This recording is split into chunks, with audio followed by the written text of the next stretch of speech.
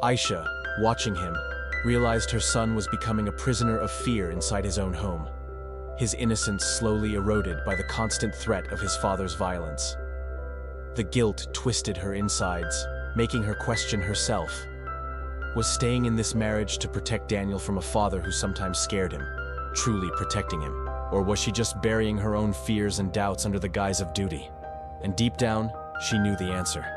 She was clinging to the hope that Babar would change, that he would come back to her, to them. But hoping for something didn't make it real. It only made her a fool. Meanwhile, Babar, lost in his own self-made labyrinth of deceit, couldn't see the toll it was taking on his family. Each secret rendezvous with Nadia, who had become his confidant and accomplice in this charade, felt like a victory. He reveled in the thrill of it all. The stolen moments in darkened hotel rooms, the furtive whispers on the phone when he thought Ayesha was asleep. But the high was short-lived, replaced by the dread of returning home and facing the woman he had betrayed. One day, unable to bear the suffocating guilt and fear any longer, Ayesha took Daniel and left Babar's house. She moved into a small apartment, her whole world shrinking to the size of a single room. Days were spent comforting a confused Daniel, listening to his innocent questions about why they couldn't go home, about where his father was, and nights were filled with quiet sobs as Ayesha stared at the cracked ceiling of her rented room, wondering if she had made the right decision. Back in the big house on the edge of town, Babar found a different kind of hell. Without Ayesha and Daniel there to cushion his existence, the silence was deafening. Every creak of the floorboard, every ticking clock on the mantelpiece mocked him with the ghosts of his past. Nadia, ever eager, moved in soon after, attempting to fill the void created by Ayesha's departure. But Nadia was a poor substitute. She couldn't replace the years of shared history, the memories that Ayesha had woven into the very fabric of the house. As weeks turned into months, Babar grew thinner, his face losing its youthful plumpness, being replaced by lines of worry and exhaustion. His double life, once thrilling, now felt like a burden. The joy that Nadia brought was tainted by the knowledge that it was built on a foundation of lies. And the fear of discovery loomed over him like a dark cloud. Then came a day when Ayesha, taking Daniel to the park, decided to let him play on the swings while she sat on a nearby bench.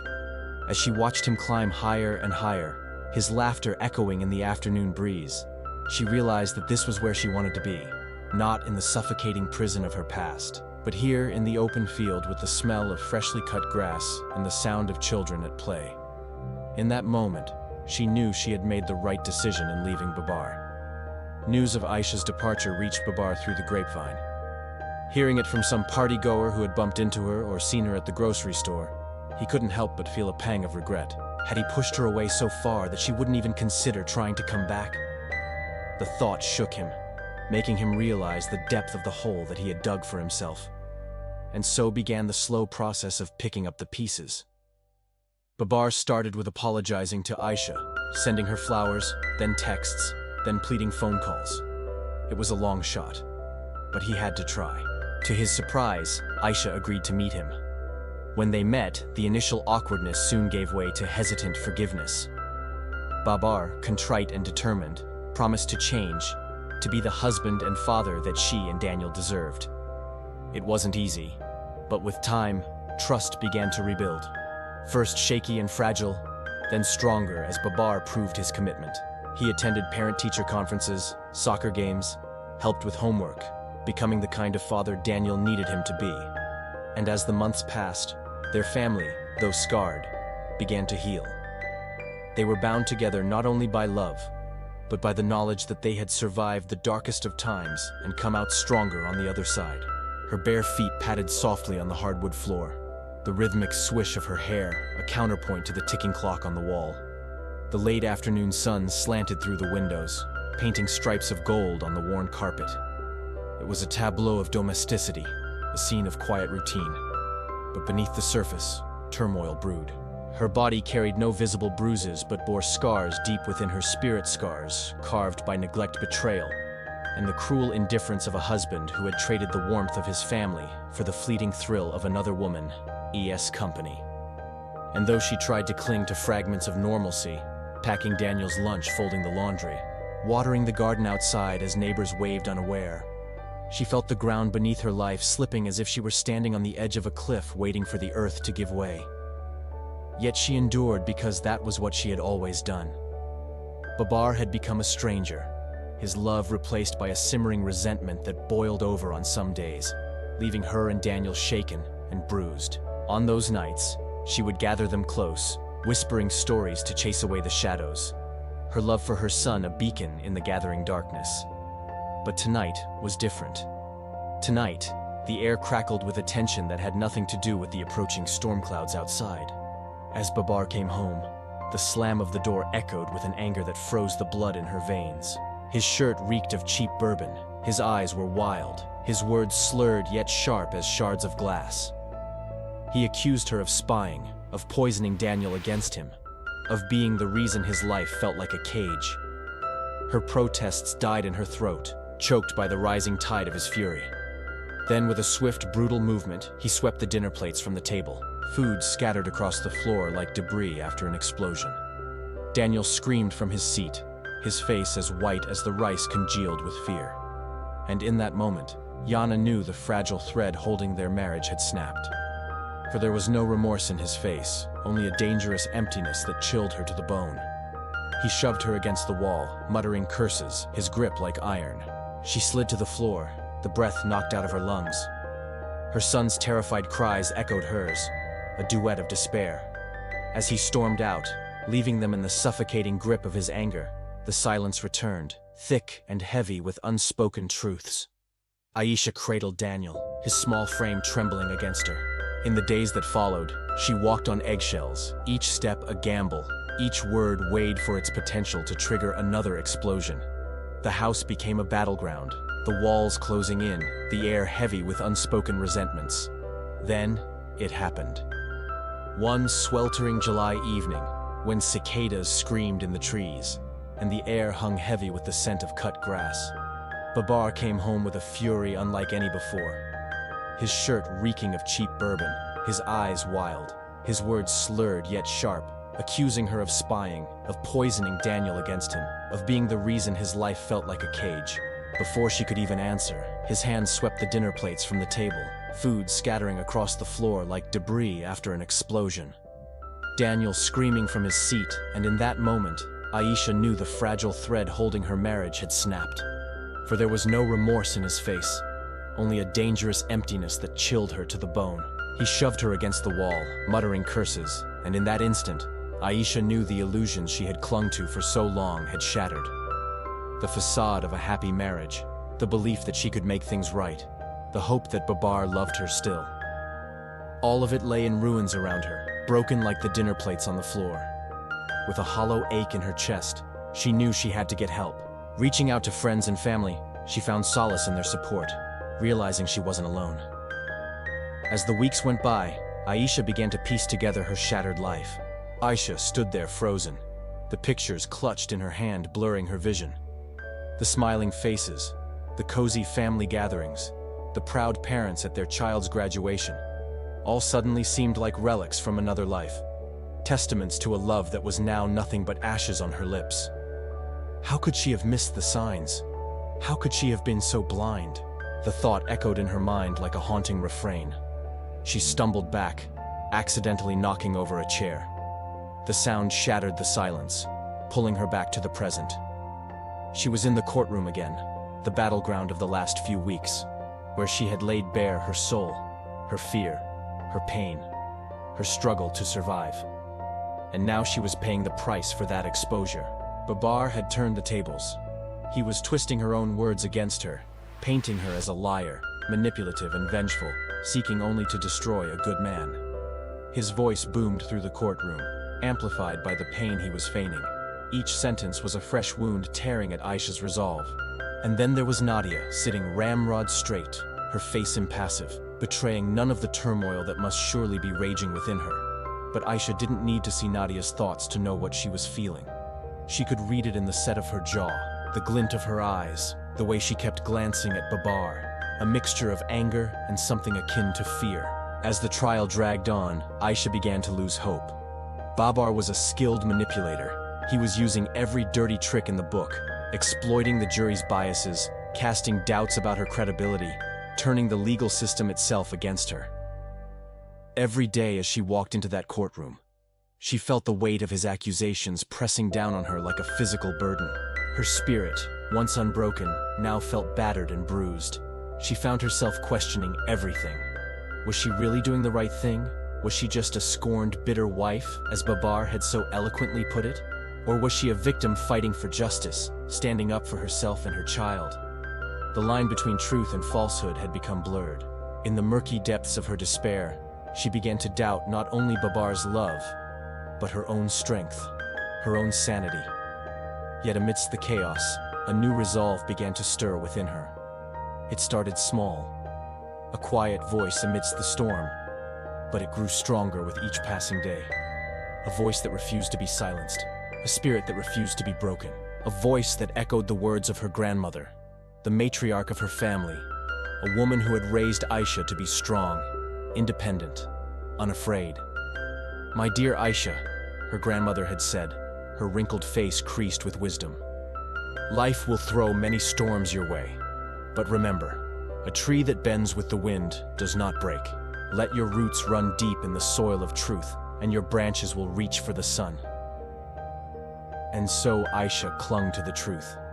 She held on to the memories of fear, of isolation, of being trapped in a gilded cage. She remembered the whispers behind her back, the pitying glances, the veiled insults. She remembered the nights spent crying on the floor, the days wasted in futile attempts to please. Her story was not an easy one to tell, but it was her story, and she would see it through. She would not let Babar or anyone else define her. She was more than a victim. She was a survivor, and she would prove it. With renewed determination, Ayesha straightened her shoulders, lifted her chin and met her accuser's gazes. It was time to reclaim her narrative, to rewrite her future, and to show the world that no matter how dark the shadows, the light of truth will always prevail. She stared back at him, her defiance growing with each passing moment. She wouldn't beg, she wouldn't plead. She would make him understand that she wasn't afraid anymore. That realization hit Babar like a physical blow, knocking the smugness off his face and leaving a flicker of uncertainty in its wake. This wasn't the meek, pliable wife he had known for 10 years. This was a stranger, forged in the fires of adversity, her eyes blazing with a newfound strength. In that moment, Babar felt a chill, a premonition of the legal storm gathering on the horizon. He had underestimated her, dismissing her silence as docility, her restraint as timidity. But he was wrong.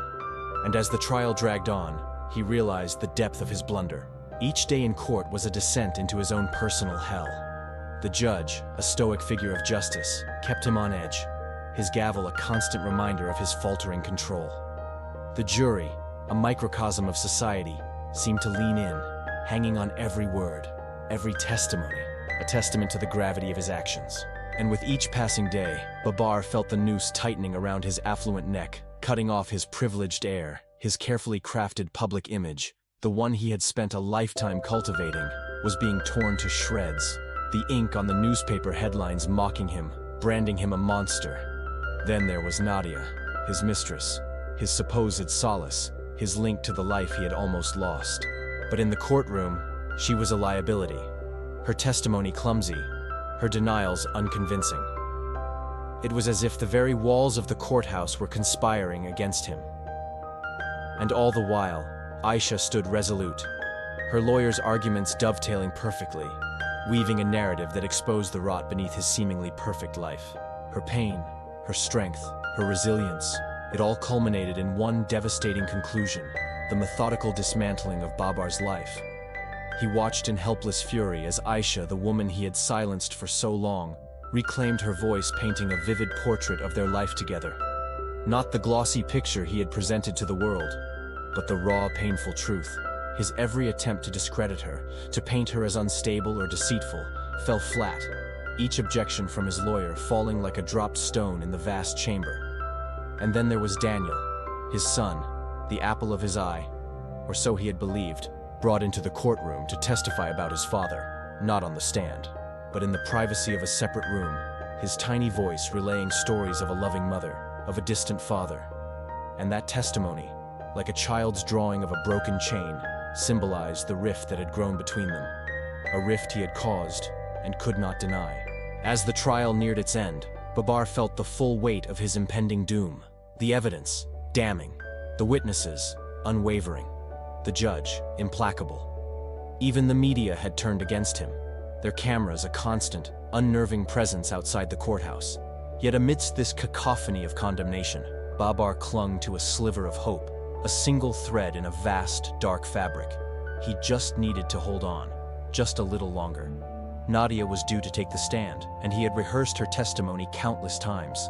She would save him, she had promised. So he waited, willing her to appear, unaware that the final blow was not coming from the defense, but from fate itself. Nadia stepped into the witness stand, a shadow of her former self. Her testimony was a disaster, a rambling mess that failed to exonerate Babar. Instead, it incriminated him further, revealing his infidelities, his volatile nature, his history of violence. Babar slumped in his seat, defeated, the realization dawning on him slowly, painfully. He had lost. Not just the case, everything. His empire, his family, his reputation, all of it lay in ruins, a casualty of his own hubris. But most heartbreaking was the sight of Daniel, his son, being led away from him, placed under the sole care of his estranged wife. In that moment, Babar understood the true cost of his actions, the lifelong torment of shattered relationships. He had traded love for power, trust for wealth, and in the end, won nothing but emptiness. Outside the courthouse, the media frenzy reached a crescendo, the glare of the cameras intensifying, the questions echoing his failures. As he made his way through the throng, he saw Ayesha, her face pale but determined, her chin held high, her lawyer by her side, protecting her, supporting her. For the first time, Babar saw her not as a trophy wife, but as a force to be reckoned with. A woman who had endured his abuse and risen to not only survive, but thrive. He wanted to reach out, to apologize, but he was met with silence, her eyes filled with an icy resolve. In that moment, Babar realized he had not just lost a case, he had lost his soul. The man who once ruled his world with an iron fist was now a condemned man, his every move scrutinized, his every action questioned. The life he had so meticulously built was crashing down around him, leaving him naked, exposed, utterly defeated. And as the final gavel echoed, sealing his fate, Babar knew one thing: his torment had just begun. The life he once lived, the life he could no longer have, the love he had thrown away. It was all a haunting reminder of what could have been, a cruel jest of fate. And then it happened. The judge, his voice booming with finality, brought the gavel down. "Mr. Raza," he thundered, his gaze unwavering, "on the charge of fraud, I sentence you to 3 years in prison." Babar's face, ashen, eyes wide with disbelief. But the judge continued, his voice leaving no room for appeal. "And on the charge of assault," he paused dramatically, 5 years, to be served consecutively." The room, a sea of faces, some shocked, some triumphant, some filled with schadenfreude. And then there was Daniel's mother, Ayesha, her grip on the gallery railing tightening. This was it, the sentence everyone had been waiting for. Babar spluttered, his voice cracking with rage and disbelief. "This is outrageous. I am being framed. There is no evidence." But the judge cut him off, his voice ringing with authority. "Your wealth, Mr. Raza, will not protect you. Your connections, they won't help you now. I see through your facade, your manipulation tactics, your threats. It is all evident."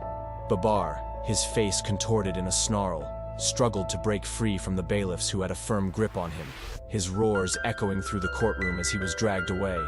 The image seared into the minds of all present, a once powerful, untouchable man brought low. Outside, the media frenzy reached a crescendo. Cameras flashed, their lights like a second sun. The news spread like wildfire, his name synonymous with deceit and violence. Babar Raza, the very name sending shockwaves through the elite circles of the city. But amidst the chaos, Ayesha felt a calmness she hadn't known in years. As she walked out of the courthouse with Daniel, his small hand in hers, The weight of the last few years seemed to lift. She looked up at the sky, a single tear escaping. It wasn't a tear of sadness, but of relief, of gratitude. The road ahead might be uncertain, the future still a blur. But this moment, this was a victory for her, for every woman who had suffered in silence, for every child who had witnessed domestic turmoil. The journey to reclaim her life, her dignity, her very soul, had been arduous. There were times when she questioned her strength, doubted her resilience. But here she was, standing tall in the face of adversity, ready to rebuild her life. She didn't hate Babar anymore. Hatred, she realized, was a burden one carried, not a punishment one inflicted. His downfall, his imprisonment, was not her triumph, but a necessary justice, a societal corrective. The divorce proceedings were swift and devoid of the drama Babar had expected. He, locked in his cell, fuming, plotting, scheming, while Ayesha, with the support of her lawyer, moved with quiet determination, securing a favorable settlement. The terms were read out in court, the division of assets, the child custody agreement, and with each word, Ayesha felt a sense of closure, of finality.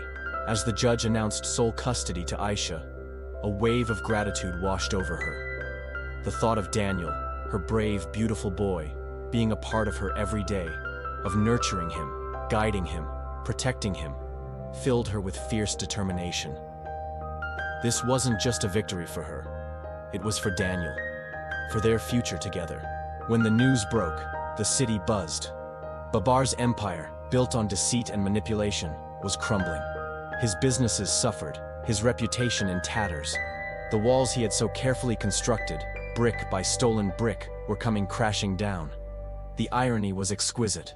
The man who prided himself on his impenetrable facade, on his ability to bend the world to his will, was now at the mercy of the very forces he had manipulated for so long. As for Ayesha, she retreated into the cocoon of her new life, focusing on healing, on rebuilding, on cherishing the small moments. The house, once a symbol of her captivity, became a sanctuary of love and laughter. The garden, with its blooming flowers and chirping birds, a constant reminder of life's resilience. She found solace in the simple routine, in the warmth of the morning sun, in the gentle touch of her son's hand. Her story became a beacon, an inspiration to many. Women who had endured similar ordeals reached out, sharing their tales, seeking support, finding strength. Ayesha, once a prisoner in her gilded cage, now a symbol of hope, a testament to the indomitable spirit of a woman who refused to be broken. In the grand tapestry of life, where threads of joy and sorrow intertwine, there are moments that test our resilience, that challenge our faith in goodness, and that leave scars that seem to stretch into eternity. Today we delve into a tale that is not just a story, but a testament to the indomitable spirit of a woman named Ayesha. Her ordeal was a chilling chapter marked by deceit, manipulation, and a haunting betrayal that shook her world to its core. But amidst the darkness, there was a glimmer of hope, a beacon that guided her through the labyrinth of despair. And as Ayesha's story unfolds, so does a profound truth about the nature of justice, a truth that resonates with each one of us who has ever dared to dream of a better tomorrow.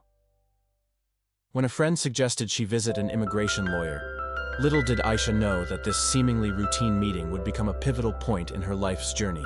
The lawyer's words, meant to guide her through the complexities of immigration laws, would inadvertently open a Pandora's box of deceit that threatened to consume her whole. As Ayesha stepped into the lawyer's office, she was met with a demeanor that was as cold as it was calculating.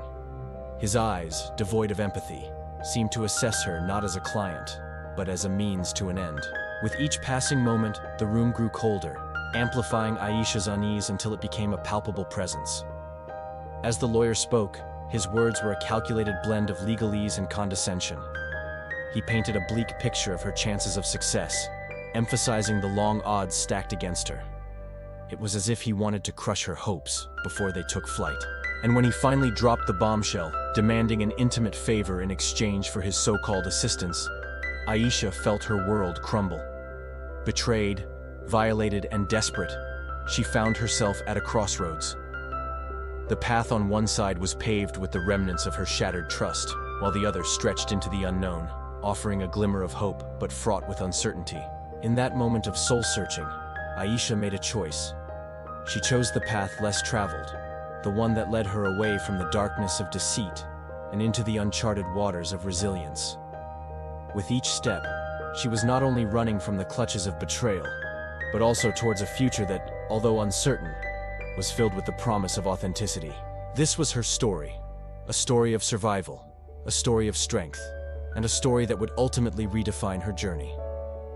And now, dear friends, we invite you to be part of her triumph. If her tale has resonated with you, if you've journeyed with her through the valleys of despair and scaled the peaks of her resilience, we urge you to stand with her in her moment of victory. Just as Ayesha chose to navigate her own path to justice and healing, you too have a path of empowerment ahead of you. It's a path illuminated by the values that Ayesha embodied throughout her ordeal. Just as she held on to her dignity in the face of adversity, may you too hold fast to your self-worth in every circumstance. Just as she set boundaries in the pursuit of her dreams, may you also find strength in establishing and maintaining those boundaries. Remember, in the tapestry of life, every act of kindness, every word of encouragement, and every step towards justice is a thread that binds us together. Let's weave these threads into a stronger, more compassionate world. A world that stands united against injustice and celebrates the triumphs of the human spirit. Friends, if Ayesha's journey has touched your heart and inspired you to be a part of her victory, we invite you to join us in this mission. If you're moved by her story, please give this video a like. Share it with those whose hearts need its message, and subscribe to our channel for more stories of strength and resilience. Together, let's make sure that every story of courage finds its audience and every voice advocating for justice is heard. Thank you for being a part of our community and for standing with survivors like Ayesha, whose strength and spirit continue to inspire us all.